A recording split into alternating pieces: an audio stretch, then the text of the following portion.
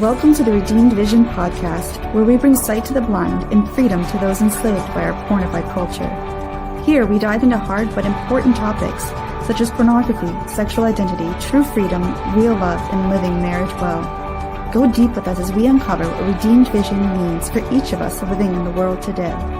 Come to know yourself, the power of redemption through Jesus Christ, the joy of laughter, and how to live in gratitude and wonder.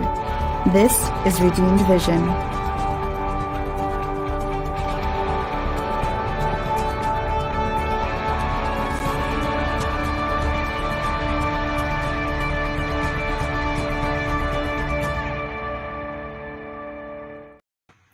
Welcome to another edition of the Redeemed Vision podcast. I am your host, Steve Pokorny. I am the founder of Freedom Coaching. This is an outreach of Freedom Coaching found at freedom-coaching.net, where we are setting the blind free from the power of pornified images, both men and women, to do this permanently through a transformation of mind, heart, and vision. And we want to welcome you to another exciting edition here. The guest for today is a long time coming. But before I get into that, a little, again, housekeeping notes here is if you're looking for a way to live your Catholic faith to the full, then look no further to Catholic Casts. This is a collection of over 2 decades of Catholic conferences. You can't find them anywhere else in the world. And you're definitely sure to be enriched here. There's a very low cost of $9.95 a month. And what you will do is you will be discovering and developing the gift of yourself and how to live out the will of God in your life in very practical ways. And I encourage you to check out CatholicCasts.com. That's 2 C's in the middle. 1 C, 2 C. I think it's 2 C's in the middle of that. CatholicCast.com. I think maybe it's 1. Check it both ways. CatholicCast.com. If you're not at a place where they're not having amazing, good Catholic content to do enrich your faith, then you're in the wrong place. Okay. CatholicCast.com. We'll put the correct URL in the show notes below this. Also, again, this is an outreach of Freedom Coaching. If you are struggling, if you know somebody that you love, you care for, is struggling with pornified images, is dealing with unchaste behavior, we want to encourage you to check out Freedom Coaching, where we do a lot of good work. We're myself and 6 other coaches. We're looking to add other coaches as time goes on. We work with clients all over the world in 3 languages. I think we're adding Italian at some point here to be able to help and serve and really help with integrating these desires. And part of that work is, and we have lots of different outreaches in the work of Freedom Coaching. And this is one thing that's been very exciting. A few weeks ago, we were able to do our first Redeemed Healing event, which was an online event in which leading especially for group prayer, but also individual team prayer, especially focused on identity wounds, on sexual wounds, things that have been holding people back. And we've seen just in the one event that we put on, and we plan to put on more of these soon. And we usually are on Thursday nights, the first or second Thursday of the month, to be able to bring healing to those who've been struggling for a long, long time. And Jesus shows up, the Holy Spirit shows up, and there's something really beautiful. So if you want to learn more about that, please get onto our email list. Just shoot me a message, Steve at freedom-coaching.net. I'll be happy to get you onto that list so you can learn more about all the happenings in the world of Freedom Coaching. And then also, if you are looking to support a very good outreach, our work, we have a nonprofit, our Freedom Coaching Foundation Incorporated. This allows us to be able to subsidize any of our clients, for instance, those who are outside of the United States who cannot afford fully our services, and to be able to help them pave a path to freedom. And as usual, please click the bell, subscribe, whatever thing you need to do to get the word out of this, about these important topics, and just like what we are going to be discussing today. Well, there's an article that recently came out that was actually in Fox News. And don't judge it by a book by a cover just because it's in Fox News. But the title of it by Aldo Buttazzoni was this: "I am Generation Z. Men in my generation are not dating. Why should we?" And the subtitle of this was, and actually the stat that he pulls out here, according to a survey of 6,034 adults, 53% of adults ages 18 to 29 have found someone to date through an app or site. However, new census data shows that U.S. marriage rate hit an all-time low in 2019. For every 1,000 unmarried adults, only 33 got married. Did you get that?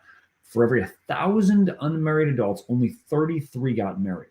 This number was 35 a decade ago in 2010 and much higher, 86% in 1970. So what gives? And underneath all this is 63% of men aged 18 to 29 say they're single, as Gen Z men have given up on dating. This is alarming, and my brothers and sisters, given the fact that we believe that marriage and family life is the bedrock, is the foundation, is the single cell organism that puts together civilization. If you want to know how healthy a civilization is, look at how healthy marriages and families are. And if you want to know how much civilization is in trouble, again, look at marriage and families. And you're listening to a guy who I've struggled mightily in my marriage. I'm working through things, trying to do it, staying in the fight, right? It is a tough battle to do here. And I think one of the things that a lot of singles see, I've seen my parents, I've seen the way they've struggled, or they've gone through divorce. Or I've seen my grandparents who after 40 years, they just don't talk to each other, right? Why would I want to put myself through all of that, right? So this is a very important topic. So whether you're single or whether you're not, you're going to want to listen in carefully what this is. And I had just the perfect person to be able to dig into this. And again, I don't know why it's taken me so long to get her on the Redeemed Vision podcast, but it's my a dear friend going back many years. Her name is Anastasia Northrop. And so for those who are living in a cave or have your head in the sand and never heard of this lovely young lady, right? Anastasia Northrop, she's been studying and promoting St. John Paul II's message on love and the human person for over 20 years. Founder and director of National Catholic Singles Conference, she's been particularly involved in applying JP2's message to the single life since 2005. And I think this is so important given the fact that oftentimes singles seem to be a forgotten area in the church. And I want to thank Anastasia for making this known and keeping this in the forefront. She's done a lot of other events, writing articles, networking internationally. She and I actually, a book where my story was first told was in a book called Freedom, 12 Lives Transformed by the Theology of the Body. We were, shall we say, co-authors in that of sharing a little bit of our stories. So without any further ado, I want to welcome to the podcast, Anastasia North. Welcome. Thanks so much, Steve. Appreciate that. Absolutely. How are you doing today? Great. And yourself? Very, very well. So you're the head of this grandiose organization, NCSC, right? Okay. National Catholic Singles Conference. And dig in. Let's start right there, right? Tell a little more. What is this? Why did you feel called to go into this work? Sure. Yeah. Well, as you said, I've been working with John Paul II's message for over 20 years. And so back in, started organizing conferences to go deeper and apply the theology of the body to various aspects of life. And a friend of mine said, well, why don't you do a conference for singles? And I was, not to give away my age, but I was in my 20s at the time. And I thought, okay, if you say so. But I didn't realize then the great need that there was for events and formation for singles. So, but I said yes. And we did the first conference in 2005 in Denver. And somebody said, well, when's the next one? And, the rest is history. I think we've now had 21 conferences. And I believe you were at the second one in 2006, weren't you?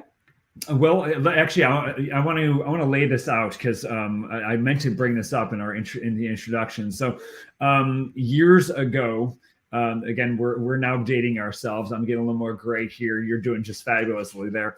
And I took a trip down to, I think it was Gettysburg, in fact, where it was Gettysburg, and nearly died in a car accident on that trip, but made it down there. And you and your family were putting on the conference, which is beautiful, or a major part of that conference, I should say. And I think chairs were either being set up or being cleared up. And I didn't know who I was talking to. Hey, and I think you were working on it. And I said, hey, can I help?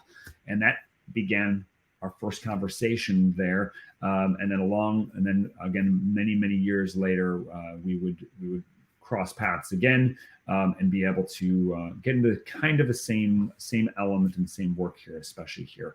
So and then obviously, the conference there, and as obviously a formerly single man, being I guess it was Denver, and I think I went to 2 or 3 of the conferences. For those who are hearing this, again, I think things have adapted, things have changed for the better in many cases. Not to say the conferences I went to were bad by any means, but there's just a depth and a richness, and going to the events, being able to the shared life of getting to meet really good people, right? Where do we get to meet? I mean, I love to say in coaching, tell me about the 5 people you hang around with most, and I'll tell you who you are. Right. And I think in the niche of, I'm trying to be Catholic, I'm trying to live out my faith, right? I'm not finding these places, right? You're providing such an important avenue for being able to do that, right? And before we kind of dig into this topic on singles even further, right? National Catholic Singles Conference, people hearing that, right? If an outsider hearing that, so it's a conference. It's all you guys do, right? Well, that used to be the case, but as you know, I've been praying about it for a while, and in 2019, how can we make it not just a conference, and how can we connect people in between? And like you said, that community is so important. And I mean, as a side note, I've met so many amazing people through the conference. People that have come together from all over the world, and so it led to doing online study groups, and it just so happened that we were going to launch these. And COVID happened. And so that kind of actually helped us launch it, because everybody was stuck at home. And so we started studying and listening to talks from previous conferences on Catholic Cast. You mentioned them earlier. And then the people would get together and discuss them. And we still have them. We've had several of these groups now, but we started in the spring of 2020. And then that led to more online events. And now we actually even have our Relationship Ready program, which I'm very excited about, because we bring together experts on marriage from all over, all these different topics, that some of which you would get in marriage prep. But the idea is, why would you wait until you're engaged to get all this good information? Well, might as well get it now, so you can start putting it into practice in your own, personal life, and then also in your dating relationships and helping discern dating relationships. So I'm very excited about the online programs. I mean, yes, meeting in person, that is the best thing, but the good thing is that with the online programs, and people have come together online, and when they come to the conference, then they don't feel like they are alone, or they don't know anybody. I mean, once you get there, it's a very welcoming atmosphere anyway. Some people think, oh, it's a singles thing, and ooh, that's creepy, but no, it's just a bunch of wonderful people that happen to be single. And so you get there, and so it's very like a family, warm and welcoming. But if you're in a group ahead of time, online, then you already know people that way. So God's been very good, and I'm super happy about the direction it's been taking the last few years, especially. Oh, I can't hear you, Steve. No, you can't. Now you can. So welcome to technological glitches. By yours truly. As it said, necessity is the mother of invention, and obviously, the whole 2020-21 fiasco, shall we say, forced us to get creative about what we're doing and how we are entering into life, how we're serving. Obviously, to be in person, to be with others, that's what we are made for. Right, very, very important here. But I love the fact that you have these groups that now are coming together to learn, to grow in faith. And then as you get together, I mean, you said a very perfect thing of it's like a family coming together. And I want to branch off from that point, and I'm going to throw you a softball question here. Why would you say that your ministry, or maybe if you want to take a general approach, in fact, why is ministry to singles so important? Well, that's a great question. I mean, I can answer this question better now than I could, almost 20 years ago. But, part of it is because, we are all made for community and relationship. And if you're in a family, and you're married, you already have that automatically set up for you, whereas if you're single, you don't have that, person to go home to at night and people to have dinner with and things like that. So it takes more effort. You have to be a little more intentional about finding that community. And really, I think it's easy to have that American individualistic attitude of, oh, I can do it myself. Well, no, we can't. You know what I mean? We're not meant to walk the Christian road, the Christian path by ourselves. We need to do that in community. And I like what you said too about the people, that you surround yourself with. That's super important as well, because if you're around a bunch of people that, don't care about the church's vision for sexuality, masculinity and femininity and marriage, or if you're with a bunch of people that are, maybe they're Catholic, but they're always negative and kind of like, woe is me, I'm single, this is so depressing.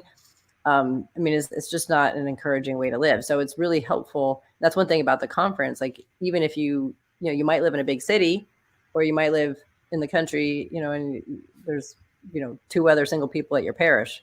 And so this way people can come together and be like, oh, I'm not the only one. And I think that has been a huge help for people. And it's just been so wonderful to see relationships that have grown out of the conference, and people, now travel together, vacation together, go to each other's weddings when they do get married. And, I could never have predicted this years ago, right? I kind of did it for the formation aspect, thinking, oh, well, if people hear John Paul II's message, this will help them have better relationships and better marriages, or if you enter the religious life, better celibate vocations.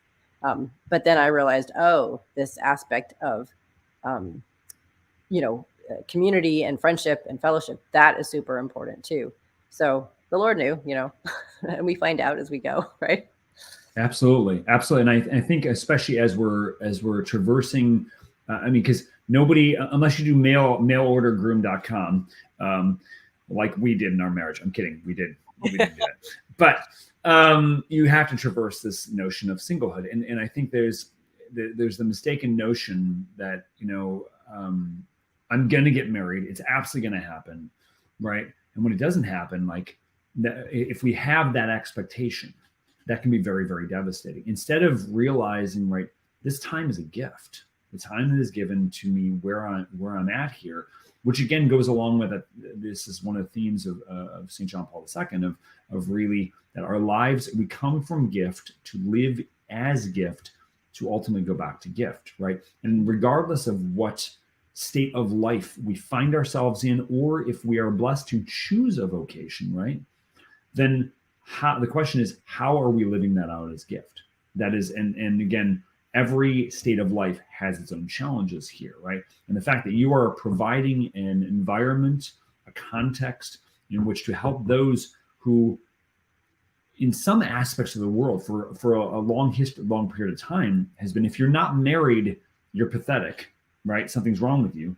Now the flip side is going, right, if you get married, well, that's nice, but like, isn't it inhibiting your freedom?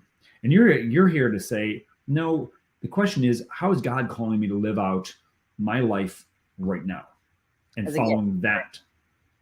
Right. Right. And that's, our study groups, we named GS24, after God at its best, 24:3. Man is the only creature on earth willed for itself, and he cannot fully find himself except through a sincere gift of himself. And that's been kind of a key point of the conference all along, and of the study groups as well, because we want everybody to go away saying, okay, how am I living out this gift of self now? Because that's how we find fulfillment. The life is fulfilled through love, right? Love with God and love with those around us. But I think it's this balancing thing, right? Because it's really hard to be single if you've expected to be married. I thought I would be married with a whole bunch of kids. that was kind of my plan for life. And you just think it's going to happen automatically. And we live in a different society than, our parents' time, right? So if that happens, then you have to kind of have this balancing act of really being at peace where God has you in the moment and living that gift of self now, while at the same time not, at the same time, if you feel called to marriage, pursuing that and not just thinking that it will automatically happen if you don't take any steps toward it, if that makes sense. So, it does. I think we have it. Look at the instant society we live in. Look at the Instagram society we live in, social media. Things should be perfect and I should have it last Wednesday, right? But that's not reality. And you mentioned a very important word, and I want to drive into this a little bit. And we'll come back to that theme of some of the issues, diagnosing some of the issues, so we can pave a way towards solutions. Because if we're simply talking about an issue, well, I think people are looking for some answers here. And Anastasia, you have a lot of wealth of wisdom to share. So I want to take back to history here, right? Just if you're willing to get a little personal here, right? I had the honor to have your father, Mark Northrop, on our podcast a little bit ago, and I encourage those look in the show notes. I'll talk to our producer to put that in there, and you can learn more about where Mark came from. And obviously, he's your father. You're growing up in this situation. Your entire family here, a multitude of siblings here. Mm-hmm. So, how would you describe? Because you're talking about trying to provide a family life, some sort of family for those that you're ministering to, which is a beautiful thing. So, what was your experience of family life growing up, and how would you say that has impacted your work?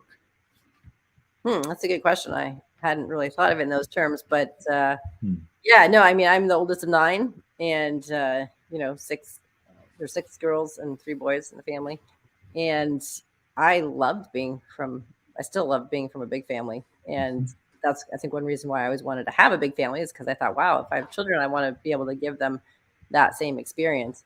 And it's a very warm family, very welcoming. Hospitality was always a big thing for us. And so we would, have people over and have get-togethers and parties and things like that. And people of all ages, right? Most of us were homeschooled. My mom started homeschooling when I was in 4th grade, when it was kind of a new thing. And so I have experience with both things, but we were used to having people of all ages around and things. And so even when I was an adult, right, we were bringing people home from the young adult group, and my youngest brother was asking everybody that came in the door, "Oh, will you play a game with me? Will you play a game with me?" So,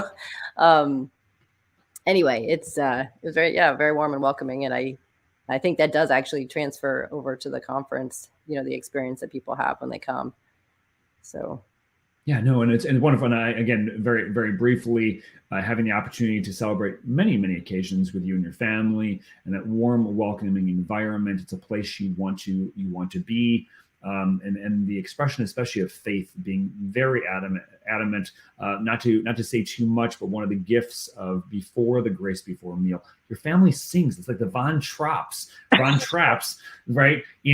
But gone Eastern Byzantine style, and it's really, really profound and beautiful. And I think if I can recollect one of the first experiences of that, like, this is very, very different, but it's and maybe a little uncomfortable because it's not something I grew up with, not used to. But the more that I was around that, the more realizing, like, I want this sensation. I want this presence. I want to be in this space, in this place. And know if you go to one of the conferences, you're not going to be made to sing Byzantine chant. Although there could be voice lessons. We'll find out here. Maybe your sister Monica can do some of those. But with this here, right, the experience of family, right, and the experience especially of what's trying to be, I would say, a secondary, the next best thing to a certain degree, right, with the conferences.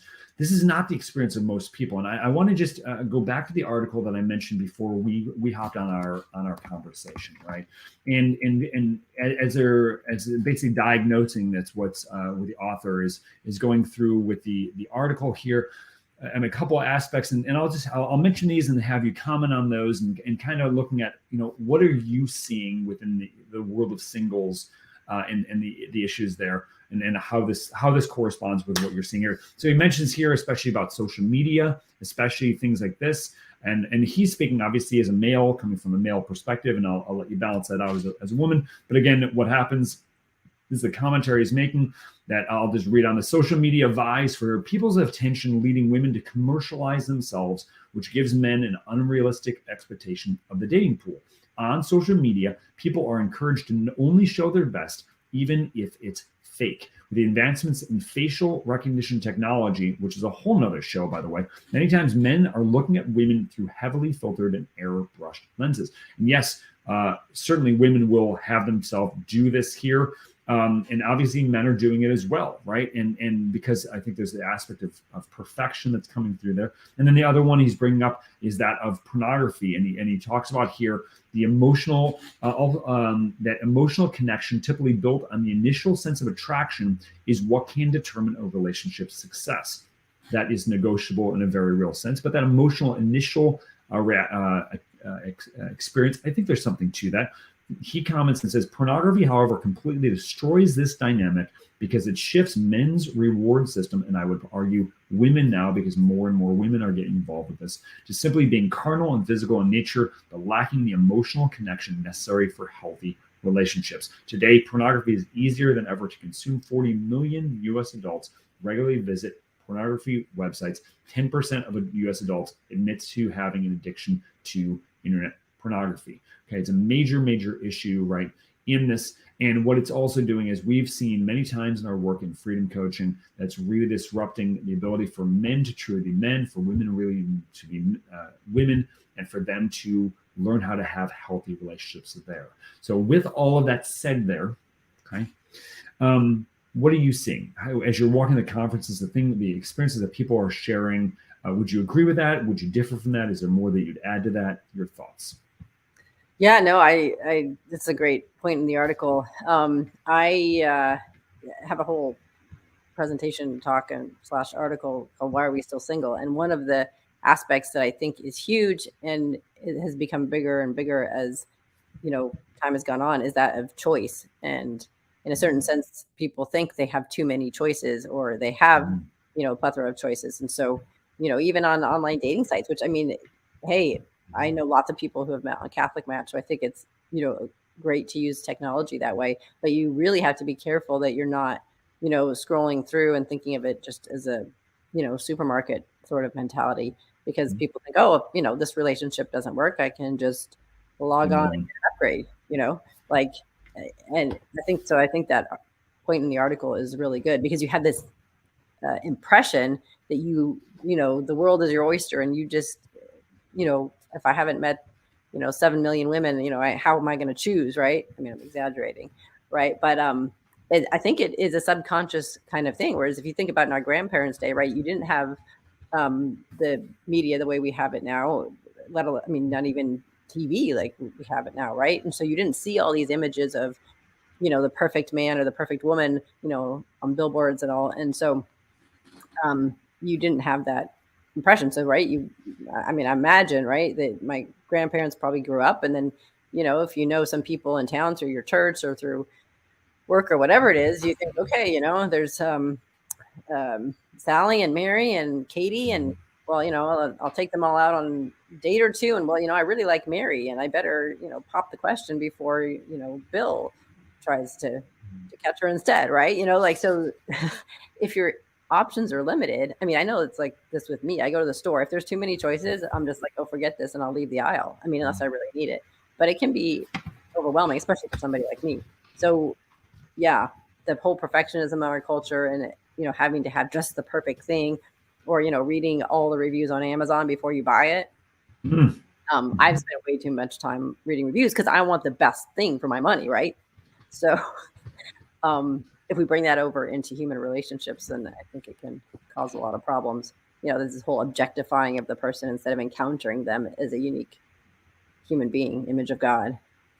Yeah, the language as you're speaking, Anastasia, I hear disposable, right? We've made people disposable. I mean, we see this in the abortion industry, but we see it also it's crept in the mentality. It's not murdering someone, but the mentality of if this person doesn't have all of these attributes, then I'll just go about and find another attribute. The problem with that mentality, especially as John Paul talks about in Love and Responsibility, is attributes change. Attributes die.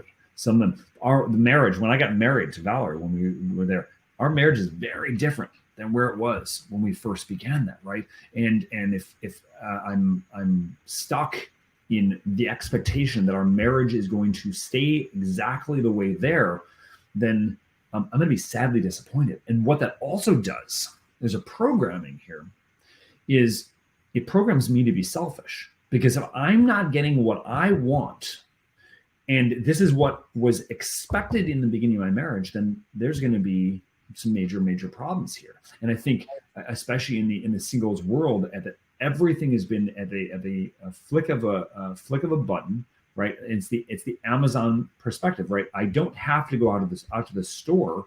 I can just go online to get it. And I think this is especially why what's so detrimental for men and what's devastating to women is, correct me if I'm wrong, Anastasia, but women want to be wooed, right? They want to see that a man's going to work for her and then is going to continue to work to keep her heart, right? But then on the flip side is, ladies, he's going to disappoint you. There's going to be a fallout here. He's not perfect, right? So in the midst of, are we going to work? Are both sides going to come together to work here?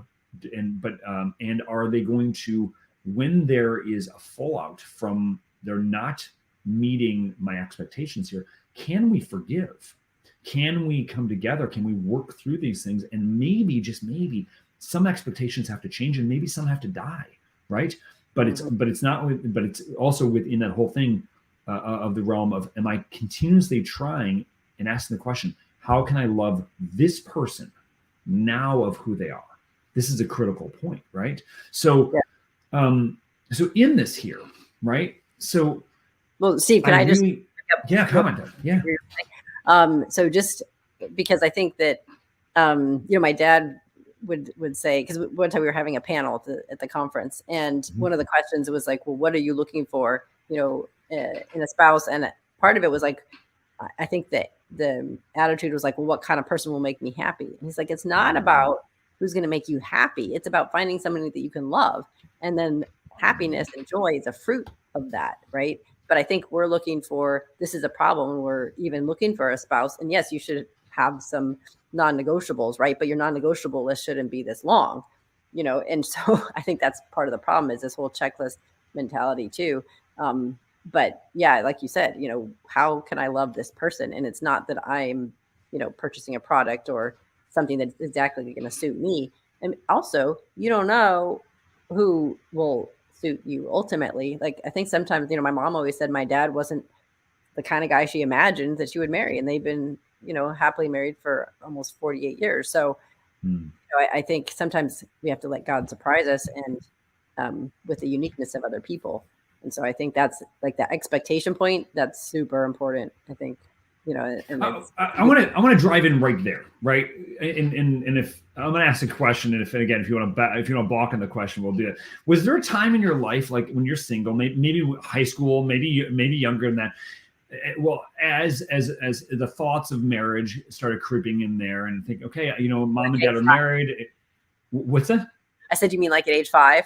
Yeah, age 5. Okay, good. Yes, yeah. Okay, the little daddy's little princess. Yes, okay, exactly. I want to marry daddy. Right, those little things there. But along those things, no, you can't marry dad. She's married to mom. So he's married to mom. Let's make that very clear. But like the list, right? Because you hear this all the time. He's got to be this tall. He's got to make this amount of money. He's got to have these attributes, right? Did you find yourself falling into that mentality? What helped you to break free from that mentality, if that was there, or if you know of others who have that and needed to change that mentality, perhaps?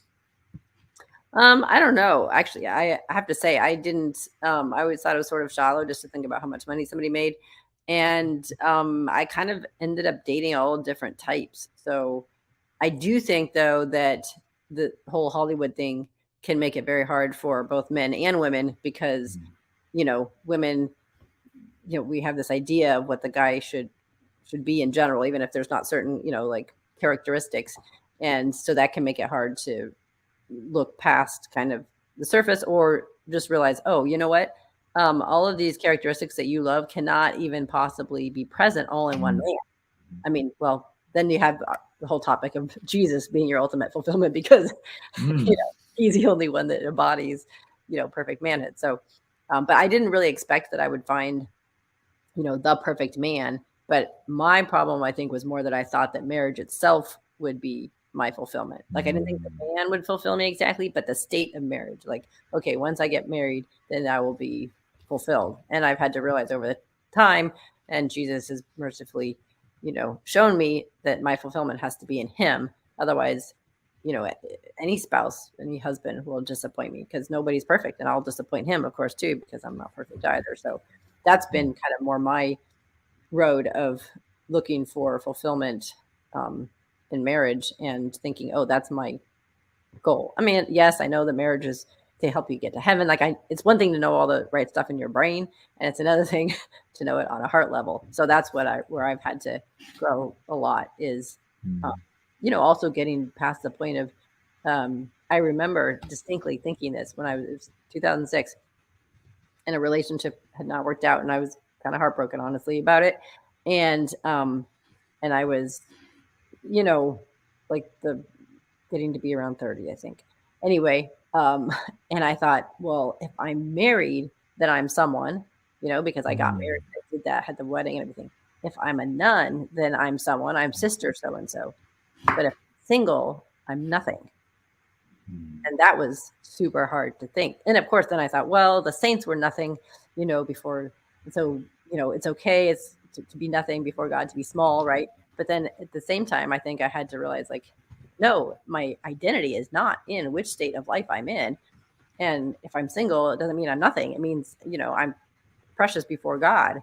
In a certain sense, I think single people have a special place in Jesus's heart too, especially close to Jesus' heart. That's actually John Paul II says it too. But so I think that was a whole big identity thing for me. And then having to really learn to trust God and know that his plan is perfect.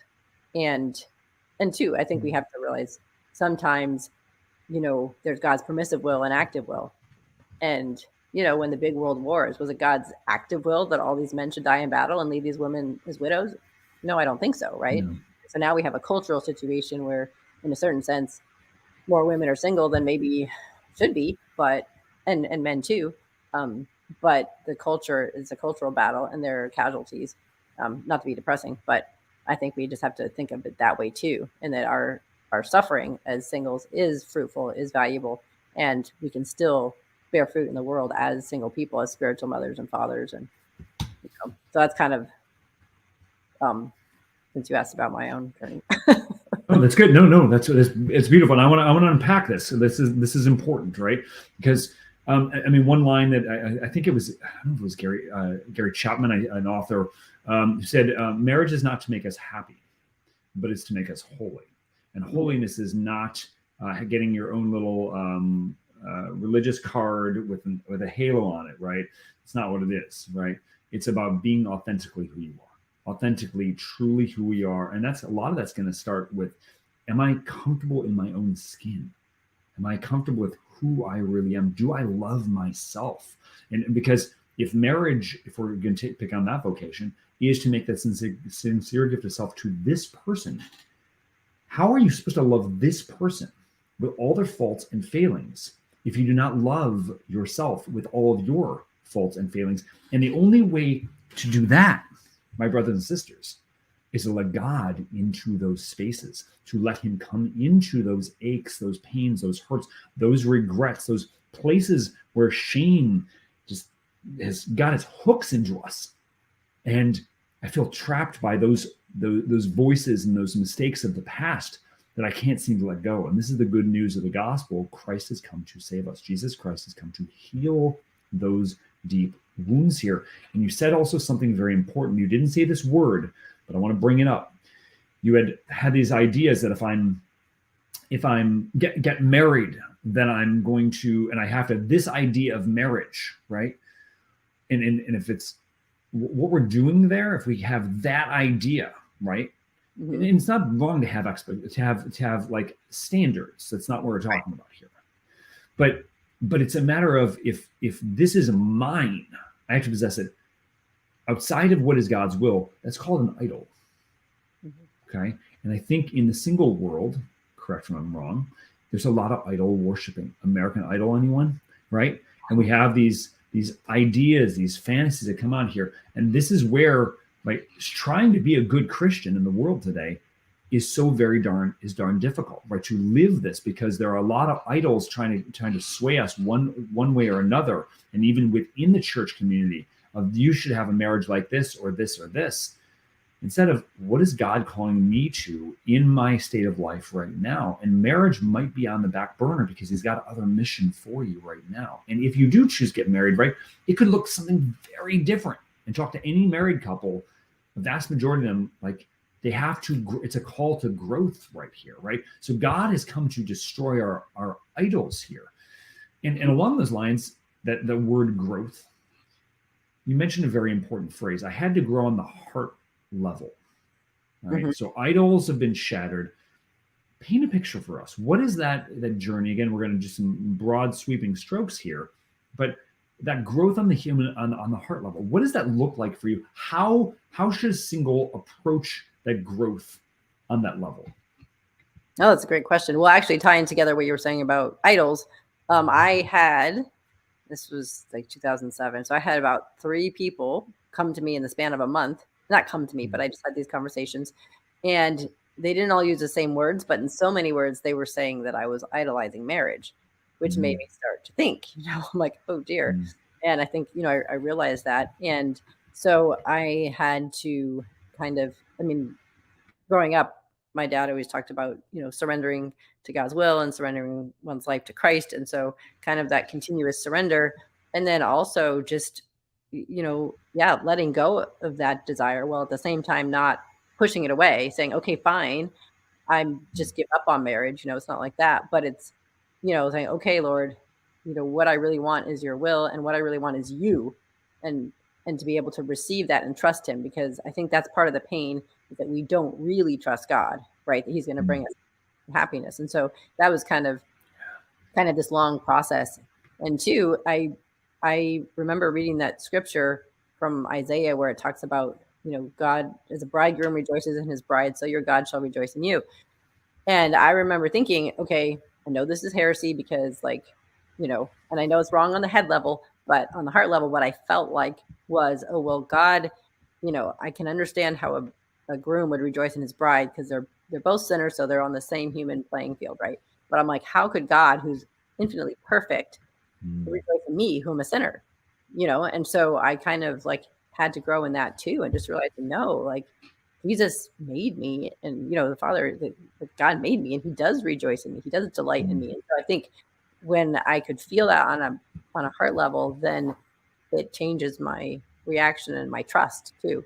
And so it's been a many year journey, but it's not over, but it's been beautiful to see what God has done. And, one of my favorite themes and topics is that of Christ as a bridegroom. And it's just been really helpful for me as a single woman, to realize, okay, yeah, my fulfillment's in him, and he does delight in me. And so I don't have to base my identity on whether somebody else does too, I don't know if that's beautiful. Oh gosh, yeah, no, and even so about that. So it's really getting, through engaging the sacraments, engaging prayer, engaging oneself, which I think a lot of us are afraid to do, right? Turn off. If you're noticing social media, if you are comparing yourself to others on there, that's a good sign it's time to drop social media, right? Except for this podcast, obviously. So, but I'm sorry, I couldn't resist. So within that, right? But we've got to get, again, I like to use the phrase, comfortable in our own skin, to accept oneself, especially the spaces that we struggle with accepting, right? To love that space. And I know that is, I know that this seems to be more of a struggle for more women than for men there. Much easier said than done. And there may need, I need to bring in outside help. I need to go to a good coach to work through this. I need to go find a counselor. Maybe there are some psychological issues that need to work through here, right? Because if we do believe in our heart of hearts, God is calling us to marriage, we need to be as whole as possible in entering into that vocation. right? One of the lies from an old movie, a Jerry Maguire, right? You complete me. No, God, sorry, Jerry, only God completes us fully, right? And even in the midst of that, there's still going to be spaces that are not going to be perfect, because perfection is only for heaven. But that's not an excuse to say, all right, well, then I'll just wait for heaven and let's just get married and we'll try to deal with it. No, as much as we can do, we want to work through these things. And there's going to be more that's going to be happening here. And this is the beauty, again, of that sacrament of marriage, that the two very fallible sinners are given grace to not simply deal with each other, put up with each other, that actually learn how to love. But that doesn't just, as you hit on it very beautifully, Anastasia, earlier, that doesn't just happen. It's not magic. It's work, and that work starts now. So my advice would be, and then please comment here, like if you're especially a young lady and you're just waiting around for Prince Charming to show up on his horse, right? Well, I would say that's obviously mere fantasy here. And we want it. What are the aspects of my life that I know that, I can work on? Maybe it's practical skills here, right? I'm a terrible cook. Well, are you going to learn to cook a new meal this day here? Not saying that you're the only one that's going to be cooking, but it's an important part of marriage, right? What are those different things here? But then also, especially the emotion, how can I emotionally connect with people? And when we bring in a lot of the pornified culture, which is devastating the emotional world of people, right? Are we being honest about the ways our culture has affected and devastated and hurt our capacity to form bonds of communion with others? That's what the Catechism talks about in paragraph 2332 about our human sexuality, about those bonds of communion with each other to create genuine relationships. I think these are issues that are, and if we just take the last 3 years of, we've all been online in many cases, we're not really seeing each other. And in marriage, it is not simply a physical nakedness, but it is a spiritual nakedness, and is learning to keep that nakedness open, to keep that vulnerability there, especially when our spouse says something hurtful to us. When there's been a perceived rejection, because they may say something, maybe it's not even their fault. Maybe it's coming from a past wound, a past relationship that they have no idea, but it comes in there, they say it just that right way, and you're off to the races in an argument, right? These are the elements to work on now while you're single, because to be able to have some resolution on those before you get into a very significant relationship is only going to serve you better. So and so this is my point of reflection that I would bring to all of those who are hearing this. Especially if you're in a romantic relationship, are both of you working on yourself? And before those romantic relationships, are you taking a dedicated time? The time is your most important commodity to be able to dedicate to growing to become who God wants you to be. I totally agree. And I mean, I was thinking even before this morning, before we started chatting, about our discussion and everything. And, I was having a conversation with Damon Owens a few weeks back, and he was talking about how he and his wife are just, in their marriage ministry, realizing more and more how important the work of the individual is on themselves, even in the marriage, not that just they're working on the marriage, but they're working on themselves. And which made me think, of the Relationship Ready program, because there's a lot of good practical tools in there for, communication. And I was thinking about how important virtue is too, because if you have two virtuous people that are in the habit of, for example, listening, controlling themselves, like not just reacting off the fly, on the fly, if somebody says something, like all of these things can help us in a relationship. So we're not sort of feeding into an argument. And so, and also, I was also thinking about Dr. Bob Schutz in our relationship program, where he has a presentation called Healing in Marriage. And he talks about what kind of things that you should work on before marriage to find healing, but then also that there's healing that happens in marriage, because that's the only relationship that has, you have this lifelong commitment. So there's a certain way you can be vulnerable with the other, because, okay, they're not going to leave. Now, bracket our culture the way it is, right? And that's the whole damage of divorce. People think, oh, maybe they will leave, but no. I mean, that's the covenant of marriage, is that you want to be able to share yourself, and knowing that there's that solidity there and that foundation, and that makes you more able to be vulnerable and open and stuff. So like all these things, I think, working on ourselves is not a waste of time, or we don't, to have to wait till we get into marriage. If we can do the best we can to grow in virtue and be able to interact with others in a loving way and give ourselves, and also, stretch ourselves, right? Because when we stretch ourselves, then our hearts expand and our capacity for love becomes greater. And so, I'd say look for ways, whether it be friendships or in volunteer situations, or, there's just so many ways that we can give ourselves and form relationships and practice the skills we need for a good marriage, even if we're not in a romantic relationship at the time. So yes, in short or in long, I totally agree with you. Well, praise the Lord. Praise the Lord. That, and I just to maybe take what you said in this segment and make a summation. Simple phrase. It's virtue that brings about happiness, right? If you're not sure what virtue is, go look up the word. And if you're not sure what Christian virtue is, go look that up and maybe put a study to that. Enter into that. That would be a very practical. That would be a really good rabbit hole to traverse down, and then looking at how can I make these virtues practical? How can I make them permanent? And what you're looking for in any relationship, right, is first and foremost, it's the virtue of friendship, right? As my mother reminded me many, many times growing up, if you want a friend, be a friend.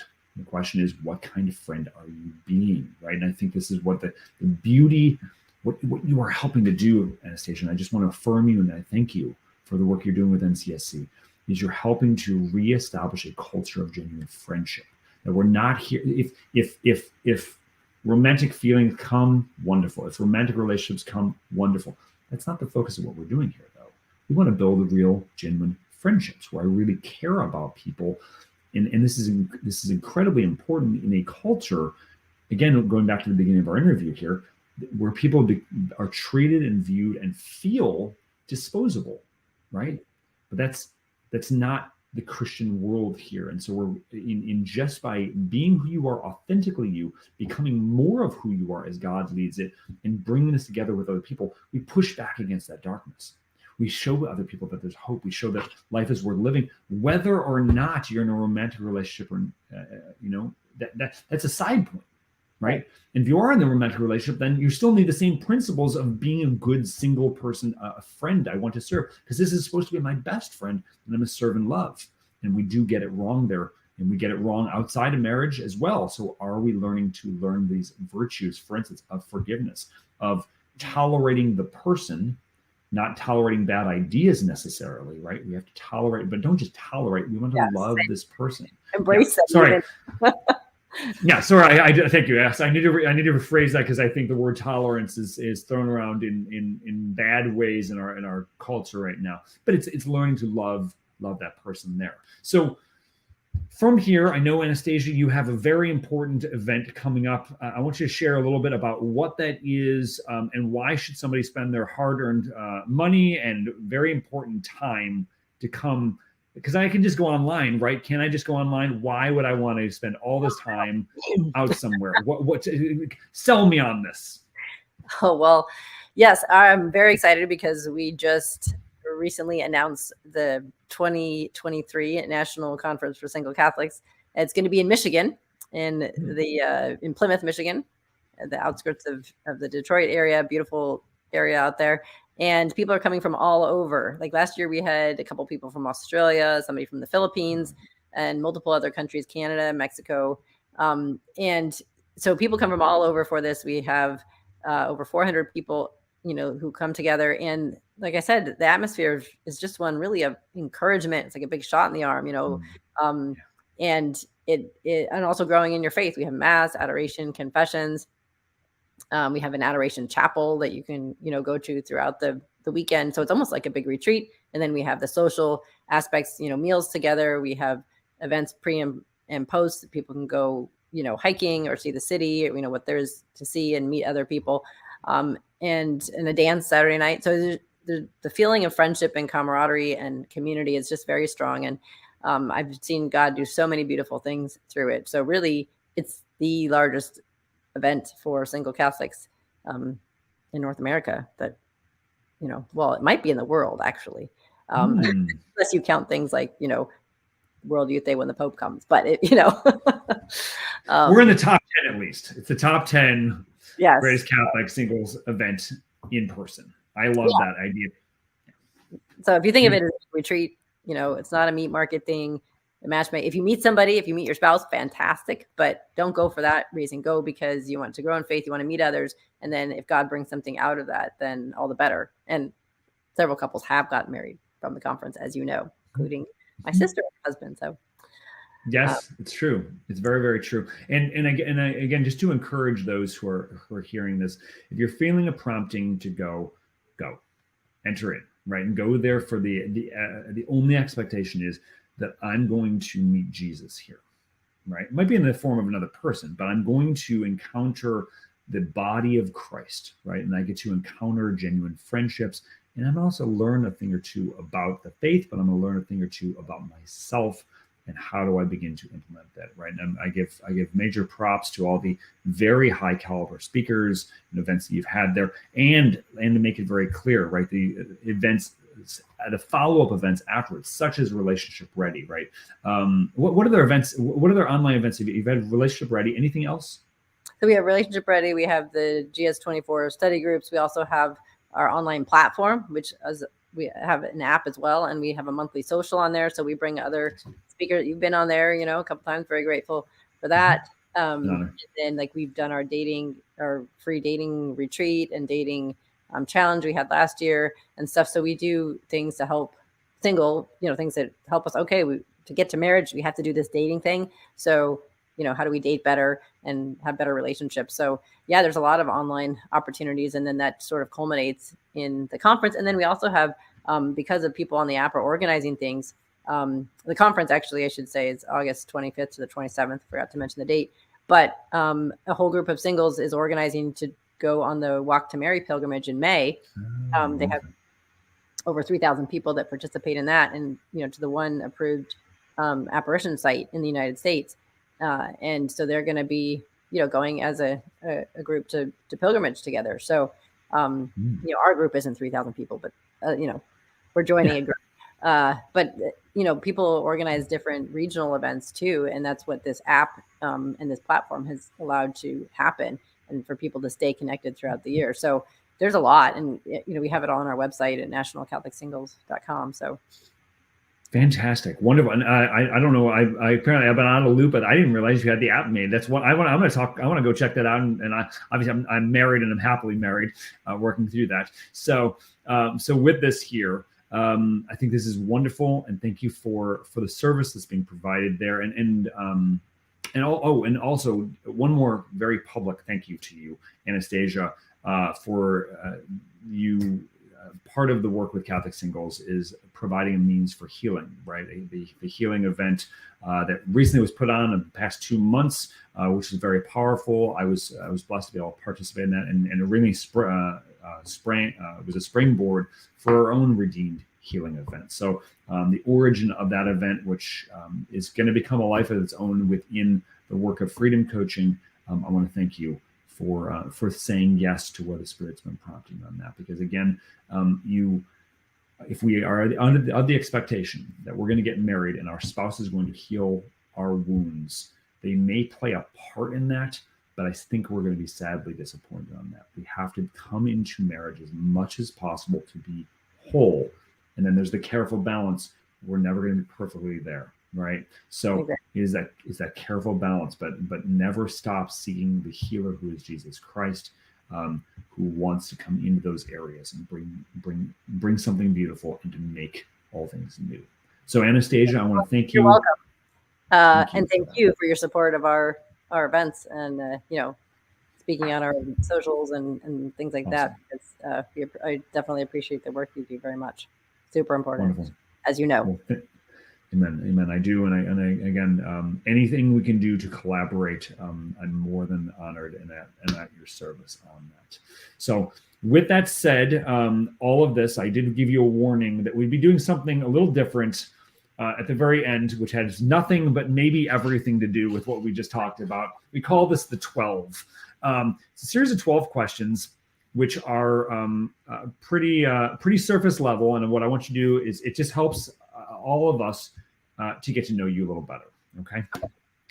I'm wondering if I'm going to be surprised by any of these. We'll see, but who knows? Okay. So they're light and fluffy, most of them, and don't overthink them. Just kind of what first thing pops in, share. All right, ready? Okay. Sure. Number 1, peanut butter, creamy or crunchy? Crunchy. Not a big fan of peanut butter at all, but I'll take the crunches. If you had to. Got it. Okay. Number 2, if you could be any Star Wars character, who would you be? Oh gosh. Well, Princess Leia, All right, there you go. I can see that. You have a little feistiness, a little fight there, a little leader. Yeah, that's you. I can see that. Number 3, what is your desert island food? Desert island food? You mean you're trapped on a desert island? What would you, if you only eat one thing, what would it be? Oh, Steve, don't ask me that question. I don't know. I mean, you get tired of anything if you eat it for too long, It could. I think we're gonna take apparently a hard pass on number 3 here. But not 24/7 for the rest of my life. Wait, what'd you say? I said I like steak, but not 24/7 for the rest of my life. Okay, so it's a short stay on a desert island with Gilligan, who's going to get you off with the island on a raft. Got it. Okay. Number 4, beer or wine? I like both, but I'll take wine. Red wine. Follow-up question: what red wine? Okay, there you go. Maybe a good Chardonnay, maybe, or Merlot. No, Merlot. Sorry, not Chardonnay. That's there you go. That would be nice. A Cabernet. Okay, there you go. Number 5. What is the most memorable Christmas gift you received growing up? Oh gosh, most memorable. Growing up, I don't know. I shouldn't say this, but sometimes my grandma would give us clothes that weren't really the clothes that we would pick out. Now, why that should be the most memorable thing, I do not know, but but you remember it. But I love my grandma. She was wonderful. Yeah, sorry, don't have anything very exciting for you there. The image I have as you're saying that is the Christmas Story and the pink Easter bunny suit. That's what I've got going through my head. Not quite that bad. Okay, it wasn't that bad. Okay, all right. Number 6. What is your bucket list country or city? Oh, that's a good question. I don't know, but I haven't been to Greece, and I would like to go to Greece. The beaches in Croatia are really nice. I've been to Croatia, but not to the beaches. So, okay, very good, very good, beautiful. 7. If you could have any superpower, what would it be? Oh, superpower.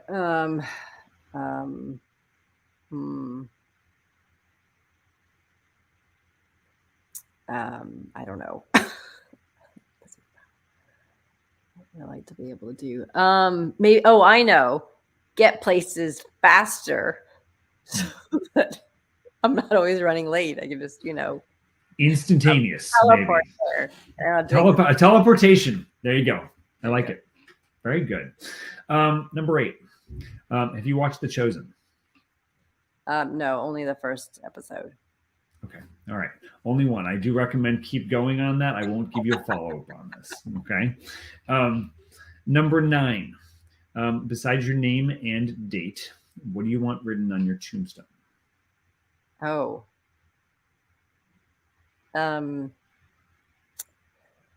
Let's see. That she had a vast heart and could love deeply. That's beautiful. Beautiful. Number 10. You can only pick one. Only one. Favorite saint. Oh goodness. Well, is it really redundant and lame if I say John Paul II? No, not at all. No, not at all. Good. Well, then I'll give you a follow-up on that. Ready? Okay. Number 11. I'm not saying he's lame. I'm just saying, JP body and, I get it. No, he's been a part of your life for a long time. So if you can only pick one, okay, top John Paul II quote. Oh, man cannot live without love. He is a being that is incomprehensible to himself. His life is senseless if love is not revealed to him. He does not experience love if he does not participate intimately in it. Off the top of my head. Amen. No, that's awesome. Redemptor, his first encyclical. Redemptor Yeah, Redemptor Omnis. Yes, please read it. It's very, very good. Number 12. Why be Catholic? Because it's amazing. Because God wants to be so united with you, and the best way to do it is to be Catholic and be able to experience Him and receive Him in the Holy Eucharist. And it's a huge, huge gift, like that life of grace and sanctifying grace and the Holy Spirit. Yeah. There's nothing else to do because our goal is heaven, and it's the best way to get there. Wonderful.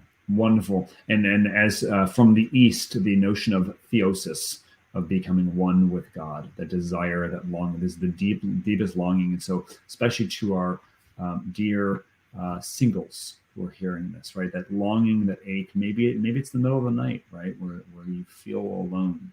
Well, God is always present, right? If you go to where He is, which is into your heart. You don't have to leave your apartment, right? He will meet you there. And He will speak, if you are honest, to what you need to hear there. And it might hurt a little bit. Let it hurt. Don't be afraid of it. Don't run from it. Open up that space. Very important. Anastasia Northrop, it's a privilege and honor to be with you. What's the best way for people to get in touch with you?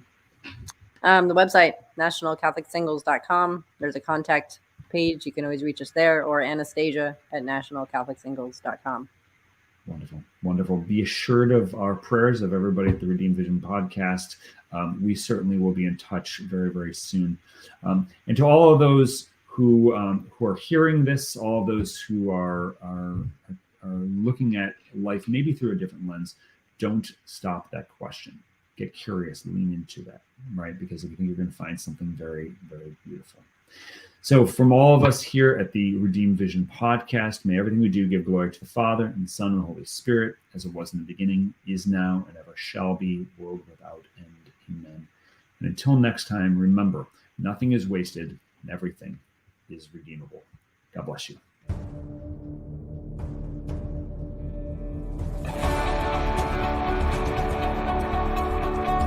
The Redeemed Vision podcast is an outreach of Freedom Coaching. To learn more, check out freedom-coaching.net and follow us on Instagram, Facebook, Twitter, YouTube, and MeWe.